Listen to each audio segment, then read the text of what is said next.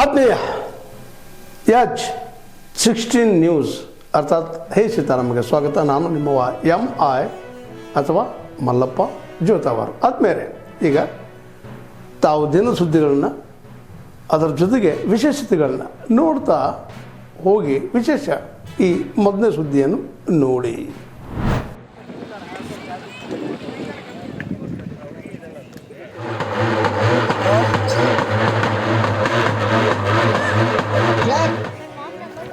Cheetah gauge ಮುಹೂರ್ತ. ಈ ಬೆಟ್ಟದ ಗರ್ಲ್ಸ್ ಅಂಡ್ ಬಾಯ್ಸ್ ಸೇವ್ ಬೆಟ್ಟ.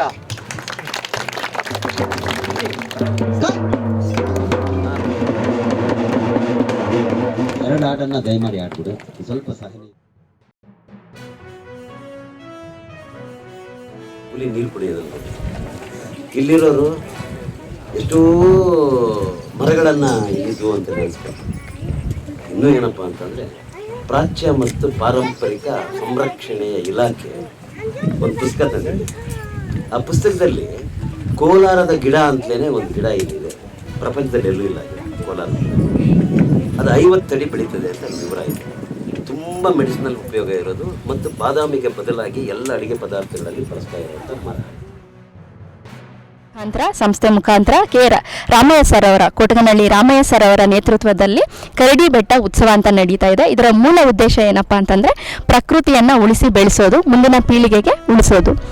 ಸೊ ಏನು ಉದ್ದೇಶ ಅಂತಂದ್ರೆ, ಒಂದು ಗಿಡ ನೆಡು, ಗಿಡಕ್ಕೆ ಒಂದು ಗೊಬ್ಬರ ತಂದು ಹಾಕೋ. ನೀನು ಸಗಣಿ ತೊಪ್ಪೆ ತರ್ತೀಯೋ, ನೀನು ಏನೋ ಒಂದು ಇಕ್ಕೆ ತರ್ತೀಯೋ, ಏನಾದರೂ ಕೋಳಿದ ಇಕ್ಕೆ ತರ್ತೀಯೋ ನಿಂಗೆ ಗೊತ್ತಿಲ್ಲ, ಅದು ತಂದು ಗಿಡಕ್ಕೆ ಹಾಕು. ಒಂದು ಬಂಡೆಗೆ ಒಂದು ಸಣ್ಣ ಕಲ್ಲಾದರೂ ಜೋಡಿಸು, ಒಟ್ಟಿನಲ್ಲಿ ಪ್ರಕೃತಿ ಉಳಿಸು ಅನ್ನೋದು ಇದರ ಮೂಲ ಉದ್ದೇಶ. ದುರ್ಗಾ ಅವ್ರು ಮಾಡ್ತಾ ಇರೋದು ಒಂದು ಹೊಸ ಅಟೆಂಪ್ಟ್. ಬೇರೆ ಥರ ಒಂದು ಕೌಂಟರ್ ಕಲ್ಚರ್ ಹೇಗೆ ಕಟ್ಟೋದು, ಬೇರೆ ಥರ ನಾವು ಮೇನ್ ಸ್ಟ್ರೀಮ್ ಮತ್ತು ಡಾಮಿನೆಂಟ್ ಕಲ್ಚರ್ ಬಿಟ್ಟು ಬೇರೆ ಥರ ಹೇಗೆ ತೋರಿಸೋದು, ಬೇರೆ ಬೇರೆ ಕಲ್ಚರ್ಸ್ ಇರೋದು ಅನ್ನೋ ಕೆಲಸ ತುಂಬ ಇಂಪಾರ್ಟೆಂಟ್ ಕೆಲಸ ಅಂತ ನಮ್ಗೆ ಅನಿಸುತ್ತೆ. ಆ್ಯಂಡ್ ನಮಗೆ ತುಂಬ ಒಳ್ಳೆ ಜಾಗದಲ್ಲಿ ಶುರು ಮಾಡ್ತಾ ಇದ್ದಾರೆ ಅನಿಸ್ತದೆ. ಬೆಟ್ಟದ ಮಧ್ಯ ಬೆಟ್ಟ ಉಳಿಸ್ಕೊಂಡು ಆಗುತ್ತೆ ಮತ್ತು ಹೊಸ ಕಲೆ ಕಟ್ಟಂಗೂ ಆಗುತ್ತೆ. ಅದಕ್ಕೆ ನಾವು ಬಂದಿದ್ದೀವಿ.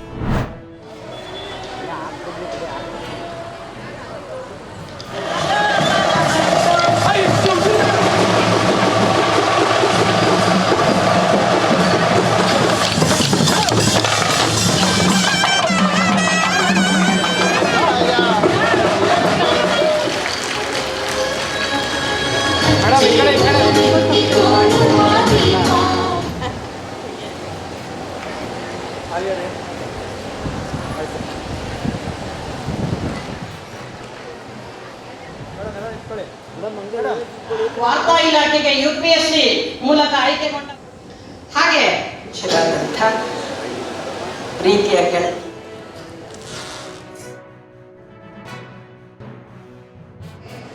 ಈ ನೆಲದ ಭಾಷೆ ಸಂಸ್ಕೃತಿಯ ಎಲ್ಲ ಒಗ್ಗೂಡುಗಳು ಅದು ಒಳಗೊಂಡಿದೆ ಎನ್ನುವುದನ್ನು ನಮಗೆ ಗೊತ್ತೇ ಇದೆ.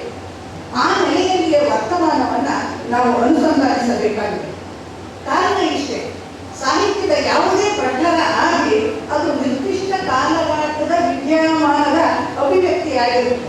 ಆದ್ದರಿಂದ ಸಮಕಾಲೀನವಾದಂಥ ಎಲ್ಲ ಅಂಶಗಳನ್ನ ಅದು ಒಳಗೊಂಡಿರುತ್ತೆ ಅನ್ನುವಂಥದ್ದು ನಿರ್ವಿವಾದ.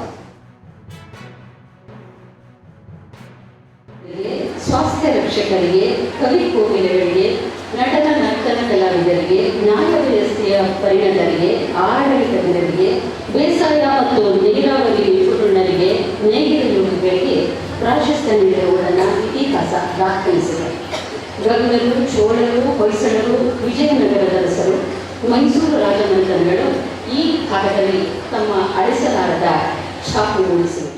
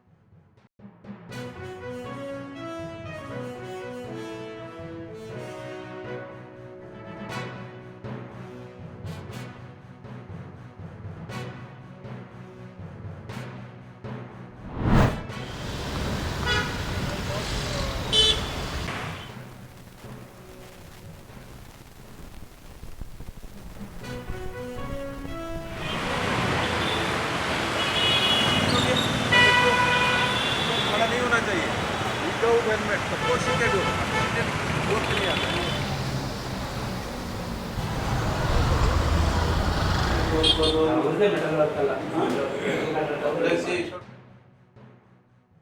Officer Bangalore Trinity Circle metro station में एक एक्सीडेंट का खबर मिल करके हम लोग आज शाम को पहुंचे हुए थे। इंक्वायरी के दौरान ये पाया गया कि एक वर्कर कल जो पिलर नंबर 153 में काम कर रहा था एक्सकवेटर मशीन में, उसका नाम है गुरापा पी। वो वाइब्रेटर चलाने के टाइम में उनका इलेक्ट्रिक शॉक से डेथ हुआ। तो इसके लिए हम लोग कॉन्ट्रैक्टर जो है MR इलेक्ट्रिकल, उनका रिप्रेजेंटेटिव एवं BMRCL मेट्रो रेलवे का रिप्रेजेंटेटिव को एडवाइस किया जो प्रॉपर जो फॉर्मेट है गवर्नमेंट ऑफ इंडिया का, बिकॉज ये कंस्ट्रक्शन साइट था ऑपरेशन मेंटेनेंस का अंडर में, उसको सटीक फॉर्म में सूचित किया जाए पुलिस को, डिस्ट्रिक्ट मजिस्ट्रेट को एंड जो लेबर अथॉरिटी है सेंट्रल गवर्नमेंट का, उसको खबर दिया जाए। ಮಣ್ಣಂದ KDP ಸಭೆದಾಗ ಅವ್ರು ಏನು ಮಾಡ್ತಾರೆ, ಒಂದೊಂದು ದಿನಕ್ಕೆ ಉಲ್ಟಾ ಹಾಕಿರ್ತದ ಅದ. ಯಾಕಂದ್ರೆ ಹೊಸದೊಂದು ನಾವು ಪ್ರಯೋಗ ನಾವು ಅಗ್ರಿಕಲ್ಚರ್ ಯೂನಿವರ್ಸಿಟಿ ಅವ್ರಿಗೂ ಕೂಡ ಹೇಳಿದ್ವಿ, ಎಲ್ಲರನ್ನ ಸ್ವೀಕರಿಸ್ಕೊಳ್ಬೇಕಾಗಿ ವಿನಂತಿ ಅವ್ರಿಗೆ.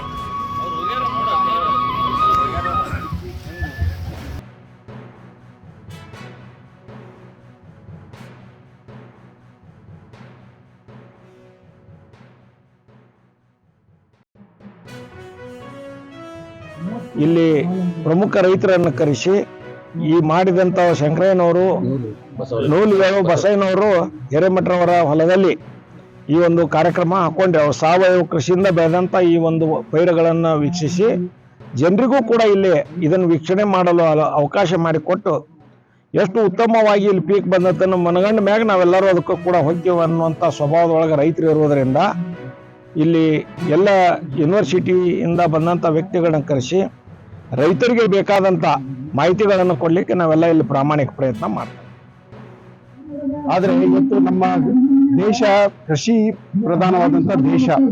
ಹೀಗಿದ್ದಾಗ ಮುಂಚೆ ಏನು ನಮ್ಮ ಹಿರಿಯರೆಲ್ಲ ಸಾವಯವ ಕೃಷಿ ಮೂಲಕ ತಮ್ಮ ಕೃಷಿ ಉಪಜೀವನ ಮಾಡ್ತಾ ಇದ್ರು, ಉತ್ತಮವಾದಂಥ ಆಹಾರ ಬೆಳೆಗಳನ್ನು ಬೆಳೀತಾ ಇದ್ರು. ಇವತ್ತು ಆ ನಿಟ್ಟಿನಲ್ಲಿ ಭಾರತೀಯ ಜನತಾ ಪಕ್ಷ ಎಲ್ಲ ರೈತರಿಗೆ ಅಥವಾ ಜನರಲ್ಲಿ ವಿಶೇಷವಾದಂಥ ಒಂದು ಜಾಗೃತಿ ಉಂಟು ಮಾಡುವಂಥ ಒಂದು ಉತ್ತಮವಾದಂಥ ಕಾರ್ಯಕ್ರಮವನ್ನು ಇವತ್ತು ಡೋಲಿ ಗ್ರಾಮದಲ್ಲಿ ಹಮ್ಮಿಕೊಂಡಿದ್ದಾರೆ. ಈ ಅಡಿಯಲ್ಲಿ ಕೃಷಿ ವಿಶ್ವ ಧಾರವಾಡದಲ್ಲಿಯೂ ಕೂಡ ನಾವು ಸಾವಯವ ಕೃಷಿ ಸಂಸ್ಥೆಯನ್ನು ಪ್ರಾರಂಭ ಮಾಡಿ ಅಲ್ಲಿ ಸುಮಾರು 50 ಎಕರೆ ಪ್ರದೇಶದಲ್ಲಿ ನಾವು ಯಾವ ರೀತಿ ಸಾವಯವ ಒಂದು ಕೃಷಿಯನ್ನು ಮಾಡಬಹುದನ್ನ ನಾವು ಒಂದು ಪ್ರಾಯೋಗಿಕ ನಿದರ್ಶನ ಮಾಡಿ ತೋರಿಸ್ತಾ ಇದ್ದೇವೆ. ಅದರ ಜೊತೆಗೆ ಇದಕ್ಕೆ ಬೇಕಾಗುವಂತ ಏನು ಸೂಕ್ಷ್ಮಾಣುಜೀವಿಗಳ ಗೊಬ್ಬರ ಅಂತ ನಾವು ಹೇಳ್ತೇವೆ, ಬಯೋ ಇನ್ಪುಟ್ಸ್ ಅಂತ ಹೇಳ್ತೇವೆ, ಅವುಗಳನ್ನು ನಾವು ಉತ್ಪಾದನೆ ಮಾಡಿ ರೈತರಿಗೆ ಡೆಮಾನ್ಸ್ಟ್ರೇಷನ್ ರೂಪದಲ್ಲಿ, ಪ್ರಾಯೋಗಿಕ ರೂಪದಲ್ಲಿ ಕೊಡಕ್ಕೆ ನಾವು ಪ್ರಯತ್ನ ಮಾಡ್ತಿದ್ದೇವೆ. ವರ್ಷನೂ ಒಪ್ಪದಿಂದ ನಮ್ಮ ಕಾಲದಿಂದನೇ ಸ್ಟಾರ್ಟ್. ನಮ್ಮ ಕಾಲ ಕೊಡ್ಲಿಲ್ಲ ಅಂದ್ರೆ ಜಗಳ ಮಾಡ್ತಾರ ಇನ್ನು ಹೊರತು. ಅವ್ರು ನಾನು ಹೇಳ್ತೇನೆ, ಅವ್ರು ನೀವು ನನಗೆ ಬಿತ್ತಾಕ್ ಬೀಜ ಏನು ಕೊಟ್ಟಿರಲ್ಲ ಅದಕ್ಕಿಂತ ಗಾತ್ರದಾಗ ದೊಡ್ಡದೈತಿ ನೋಡಿ, ನಾ ಕೊಟ್ಟ ಕಾಳು ನಿಮಗೆ ಅಂತ ಹೇಳ್ಕೊಡ್ತೀನಿ ಅವ್ರು. ಇದು ವರ್ಷ ನಾನು ಬರೀ 17 ಎಕರೆ ಬೇಸಾಯ ಮಾಡಿದ್ದು, ಒಣ ಬೇಸಾಯ.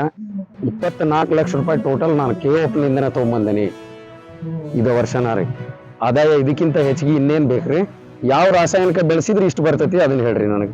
4 ವರ್ಷಕ್ಕನ ಅಡಿಕೆ ಫಸಲ್ ಕೊಡ್ತೈತಿ, 50-60 kg ಗಿಡ ಅದಾವು, ತೋರಿಸ್ತೇನೆ.